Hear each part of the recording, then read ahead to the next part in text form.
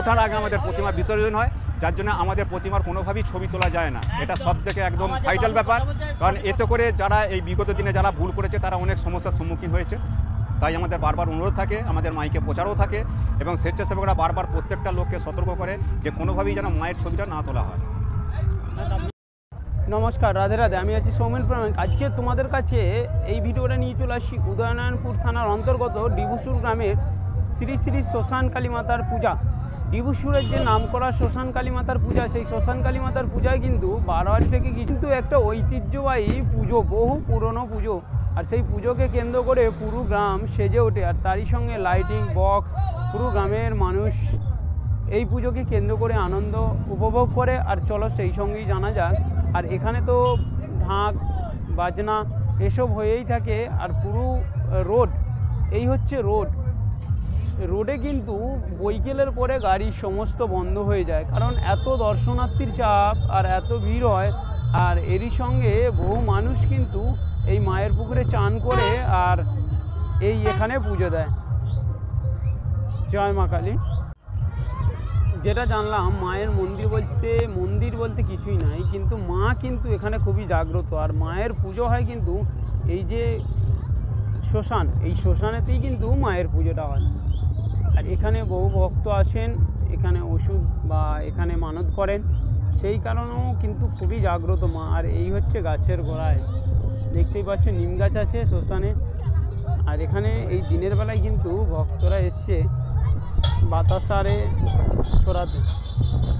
এরই সঙ্গে আমরা দেখতে পাচ্ছি বাদ্যযন্ত্র চলে আসছে আমাদের এই ডিবুসুরে।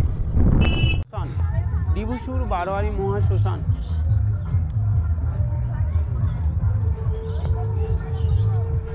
যারা আসতে যাচ্ছ তোমরা, আমার বাঁদিকের রাস্তা হচ্ছে তোমার উদয়নারায়ণপুরের দিক থেকে আসছে, অর্থাৎ চাঁপাডাঙ্গা হয়ে।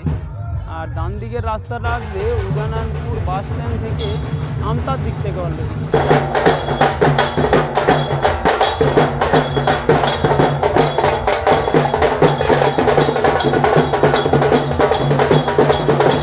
এটা মানে একদম বংশ পরম্পরায় আনুমানিক 300 বছরের পুরানো পুজো। ঠিক আছে, পুজোটা তখন প্রথম দিকে আমাদের গুরুজনদের কাছ থেকে আমরা যেটা শুনে এসেছি, তখন এত জাঁকজমক ছিল না, লণ্ঠনের আলোতেও পুজো হয়েছে। তারপর যে সার্চ লাইট এসে সেই লাইটেও পুজো হয়েছে। তারপর আস্তে আস্তে ইলেকট্রিকের প্রভাব হয়েছে। তো এখন তো আপনি তো সাড়ম্বরগুলো দেখতেই পাচ্ছেন কীভাবে কী তার পরিষেবা চলছে, কীভাবে তার লাইট, কীভাবে তার মেলার দোকান টোকান সমস্ত কিছু। এইভাবে আস্তে আস্তে দিনের দিন এটা বাড়তেই পারছে। আচ্ছা, এই যে প্রতিমা, অর্থাৎ মায়ের তো মন্দির নেই, না না না, পুজো হয় কোন জায়গায়?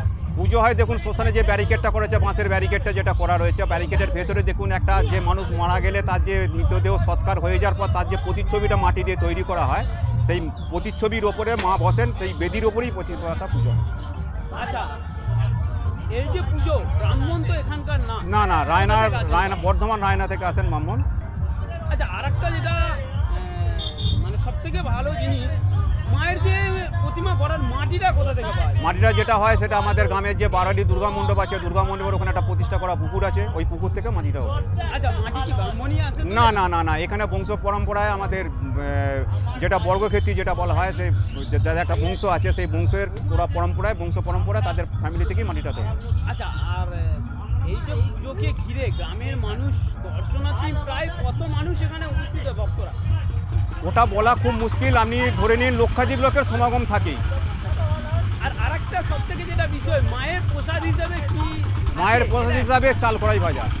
চাল কড়াই ভাজা, এটা কারণ আমি শুনে আসছি সব থেকে ভালো জিনিস। এটা মায়ের প্রসাদ হিসাবে চাল কড়াই ভাজাটা মেন। এমনি ফল টল সবই থাকে, যার যেটা ইচ্ছা হয় সেটা সে পুজো দিতে পারে, কিন্তু মায়ের যেটা প্রসাদ সেটা হচ্ছে চাল কড়াই ভাজা। আর এই মায়ের পুজোকে কেন্দ্র করে কি কি অনুষ্ঠান আছে?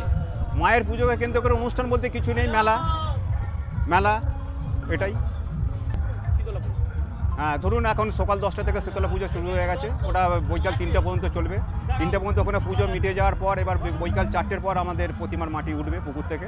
প্রতিমার মাটি উঠে সেটা মাটিটা প্রস্তুত হবে, তারপর আমাদের প্রতিমা তৈরি হবে। আমাদের প্রতিমা ঠিক সূর্য ডোবার সময় থেকে প্রতিমা তৈরিটা শুরু হলো এবং সূর্য ওঠার আগে আমাদের প্রতিমা বিসর্জন হয়।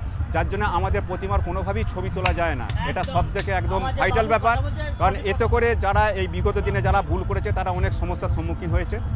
তাই আমাদের বারবার অনুরোধ থাকে, আমাদের মাইকে প্রচারও থাকে এবং স্বেচ্ছাসেবকরা বারবার প্রত্যেকটা লোককে সতর্ক করে যে কোনোভাবেই যেন মায়ের ছবিটা না তোলা হয়। আচ্ছা, আপনার নাম? আমার নাম প্রদীপ ঘরুই, বারোয়ারির নামটা? দিবসুর সার্বজনীন বারোয়ারি। আচ্ছা, দর্শনার্থীরা আসতে গেলে এই যে এই জায়গাটা লোকেশনটা যদি একটু ভালো করে বলেন। দিবসুর শ্মশান কালীতলা।